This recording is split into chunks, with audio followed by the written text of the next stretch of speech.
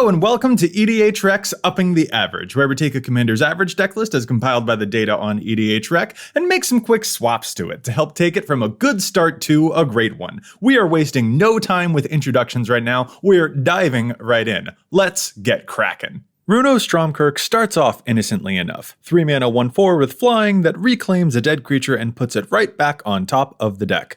But if, during the upkeep, he spots a huge beastie on top of the library, he summons the Great Crothis, Lord of the Deep, which boosts the stats and can create a copy of any attacking creature during combat. However, if that creature happens to be a canonically huge sea monster, Crothis makes 2 copies of it instead, and those tokens don't go away at the end of the turn. Naturally, this has led Runo's EDHREC page to fill up with bunches of krakens, leviathans, octopi, and serpents. The sea monster archetype has mostly been associated with blue and green, but Runo firmly claims territory for black and blue sea creatures, summoning them from the murky depths and even from beyond the grave. Let's go ahead and load up Runo's average deck list using the average deck feature and import it to the Archidect deck building website. As always, any swaps we make to this deck list must either keep the total price of the deck cost neutral or else help lower the overall cost of the deck.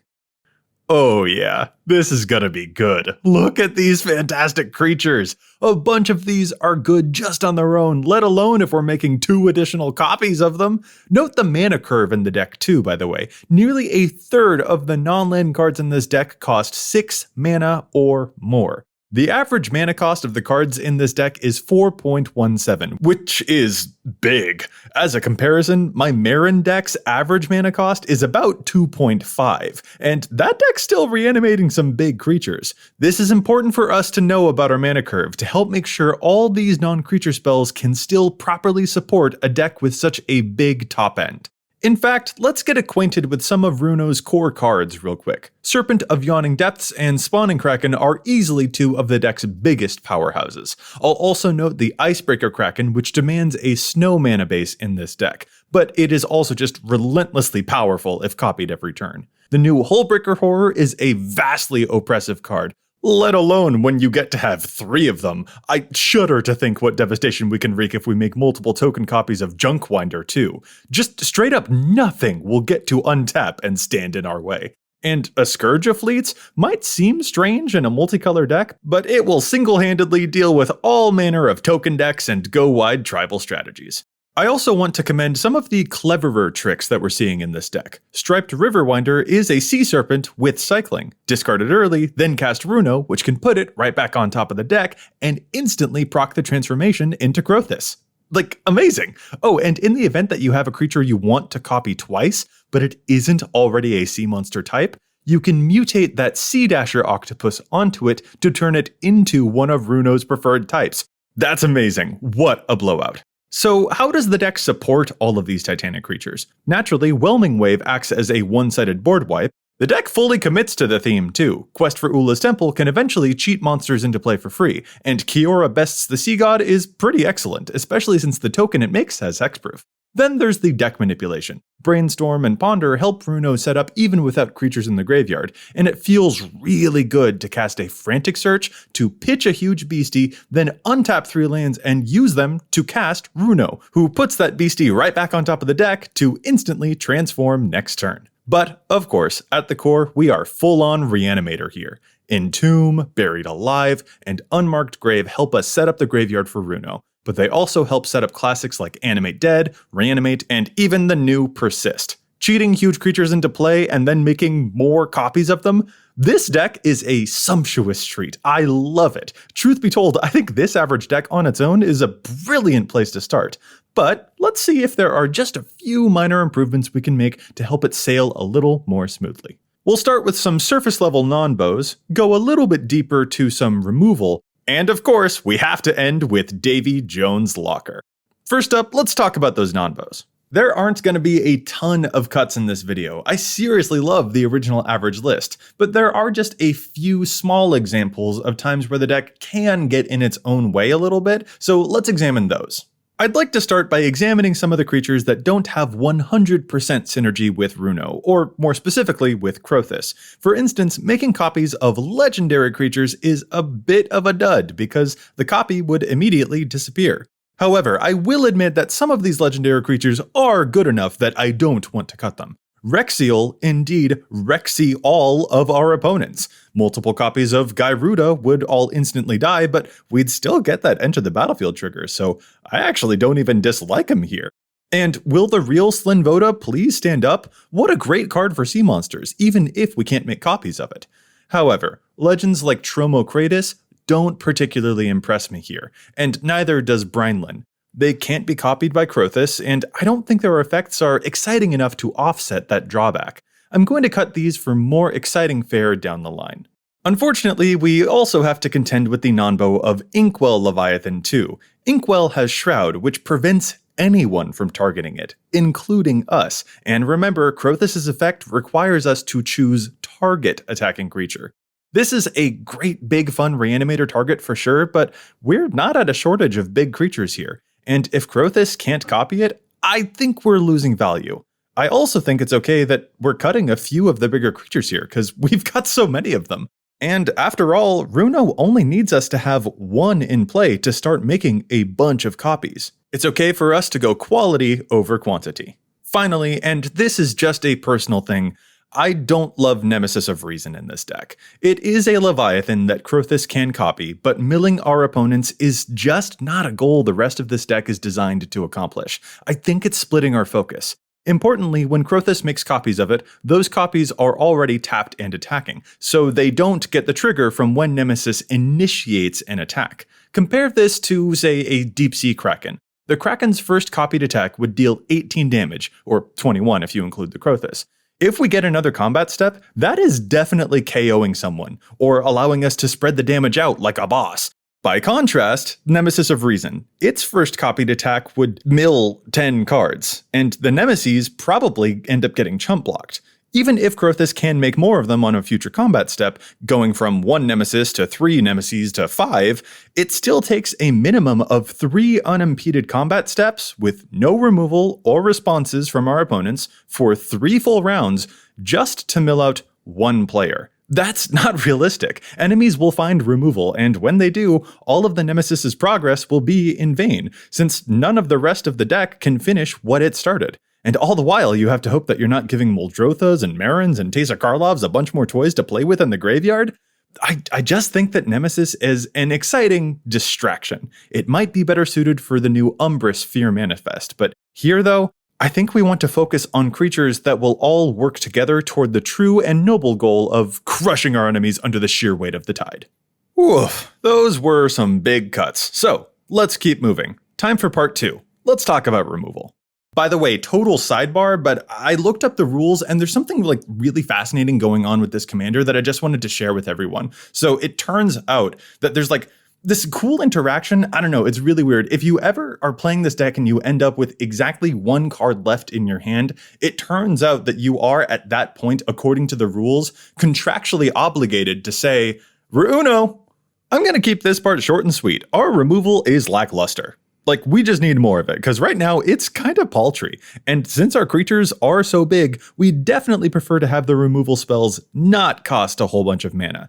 There's already a Pongify here, but Rapid Hybridization and Reality Shift will tie everything together nicely. Or if you prefer, Infernal Grasp might be more budget-friendly, depending on printing. I do think it's kind of interesting that, generally speaking, the mono blue has some of the most appealing single-target creature removal spells. Watch out for biases, everyone. We always associate black with being the big death color, but blue's still more interesting here. 1 mana removal, not to mention exile effects, are really good. I think these are the best options, because the tokens and the manifest that they leave behind just will not matter to our sea beasts, but regardless, we need more removal and more ways to respond whenever a big baddie comes our way.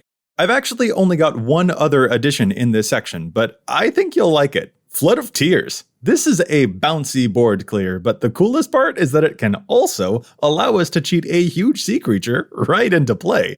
That is what I call a one-sided board wipe. And this card is barely a quarter. This card is super well named. A Flood of Tears is exactly what we can expect from our opponents when we cheat a 9-drop into play. Just a few changes here and there, and already I feel so much better about a removal suite. Let's round it out with our third and final part. We're diving to the depths of Davy Jones' locker. There are so many frightening things that lurk in the deep, and that's exactly what Runo is all about. These are some subtle changes, but they will help us fill the graveyard and force our opponents into a shipwreck. First, let's consider the card Consider. I like this card, specifically that it will let us put a thing into the yard before we cast Runo. However, I don't think this is the absolute best card we could be using for that purpose. More often, we'll end up with huge creatures in our hand that we'd like to discard. This is a really common thing for Reanimator decks. We don't just want to put the top cards of our deck into the yard, we also want to be able to pitch away big beasties that wind up stuck in our hand that we can't cast yet. So I propose that we cut the Consider and instead try out the card Chart a Course. It's still playable the turn before we cast Runo, which could immediately set him up to flip ASAP, and it's a good discard effect that still gives us card advantage, and it's even flexible later on if we want the draw. I love this card in a bunch of decks, but it is especially poignant in this one. That's not all though. I'm inspired by the interactions of Striped Riverwinder, which has that beautiful synergy of discarding itself so that Runo can set it up on top of the deck right away. So might we also try this out with the wildly overlooked Waker of Waves? This card pseudo-cycles itself. It lets us pitch cards from the top, choose a card to go to hand, and it goes right to the graveyard, so that Runo can put it right on top and get flipping immediately. It's a whale, which doesn't qualify for any of Krothis' desired types, but who cares? Krothis can still make a single copy of this when attacking, and even if it's just one more, that minus effect is pretty gnarly. And even if we don't ever want to use this card to attack and make copies, it's still just basically a card filtering spell that helps us flip our commander. After we draw it again when Runo put it back on top of our deck, we can use it to just filter for more cards by discarding it again. And hey, that discard effect can't even be normally counterspelled. I mean, that's just funny. Seriously, I can't recommend this one enough. If you play it, Runo will have an absolute whale of a time. Like I said, I love where this deck began, so I've only got one more swap, and it's going to start with an uncharacteristic move on my part. I'm going to recommend cutting the card Extract from Darkness. I know, I'm cutting a Reanimator spell, but in my defense, I think it's only an okay Reanimator spell. 5 mana isn't a huge save compared to a lot of reanimation effects out there. Though of course, if you're playing it for budget reasons, that totally makes sense. I'm just going off what I see in this list here, and of course, stay tuned for budget honorable mentions soon.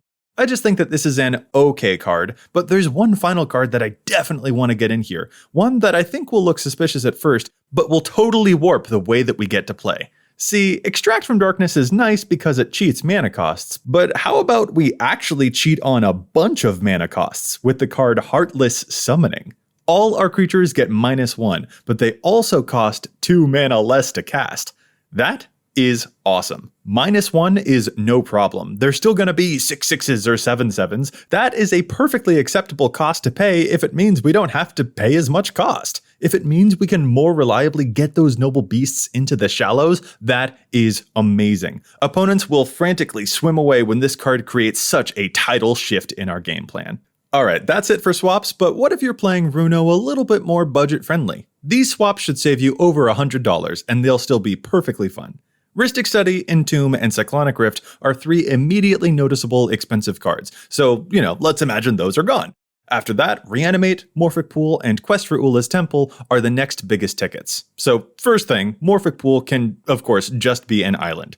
We don't need to break the bank with fancy lands if you don't want to. And the others will be okay without too. They're fun, but if you don't got them, maybe some of these funky suggestions might be fun to look into. If you like the Striped Riverwinder interactions, the card River Serpent could also be fun. It's not as efficient for sure, but it has the same basic setup capability, and that's pretty cool. And that 5-card graveyard limit doesn't even seem all that hard to hit. I think it's reasonable to look at more card filtering too, especially ones like Strategic Planning to help put stuff into the graveyard. And those are definitely notable because they can be cast before Runo comes down on turn 3, so we get immediate funsies if we get a big creature into the graveyard. Since we have so many huge creatures too, by the way, I think Rush of Knowledge just looks funny here. Have a 7-drop in play? Draw 7 cards for 5 mana? Yeah, that sounds great. Remember also that Krothis can copy any creature. He makes extra copies of specific sea creature types, but even one additional copy of, say, a Sepulchral Primordial is pretty backbreaking at the right moment, especially in a deck like this that is so obsessed with graveyards. And finally, if you want some super fun jank, definitely check out Dreamscape Artist. This is a discard outlet that also ramps. That just seems really good. We can set up a reanimation while also getting the lands we need to cast a 7-drop Kraken. Heck yeah. Oh, and this is a suggestion completely independent of budget. If you want Crothis to make you 2 copies of any type of creature, then Arcane Adaptation, Maskwood Nexus, and Conspiracy are your friends. I think it sounds really hilarious to make a deck that contains 0 sea creatures, yet Runo will still make 2 copies of each of his, quote, Leviathans. That is diabolical. Okay, now the tide changes. What about the inverse? What honorable mentions can we find for Runo players looking to flex the budget a bit more? Well, I think it'll be important for those Runo players to weigh up whether 2 copies of a sea creature will do as much work as, say, 1 extra copy of like a Grave Titan or a Consecrated Sphinx. Even just 1 additional Sphinx is still a pretty darn good deal. This is a bit good stuffy, of course, so that might not be appealing to everyone, but it's just worth considering is all. I suspect the most important additions will be cards like Sensei's Top, Search for Azcanta, and Cephalid Colosseum. Each of them helps out with filtering and top deck manipulation for Runo, which is the most important part of this deck's game plan. Once we're online with big sea creatures, we're good, because those monsters will do tons of work on their own. But it's getting there that is the biggest hurdle, and these are all cards that will help in various very useful ways. However, my absolute favorite place to look for upgrades for this deck are some non-legendary copiers. Sakashima of 1,000 Faces and Spark Double can help you make a lot more stuff. All those legendary Krakens and Leviathans that we couldn't make copies of, well, now they can go to Token Town too. What a doozy. Alright, that should do it. Runo descends into the maddening deep. You can find a link to this list in the description below with the cuts in the maybe board. I hope you've enjoyed releasing the Kraken with Runo, and if you have any other recommendations that you'd like to share with your fellow sea monsters, make sure you leave your suggestions down in the depths below. And as always, thanks so much for watching.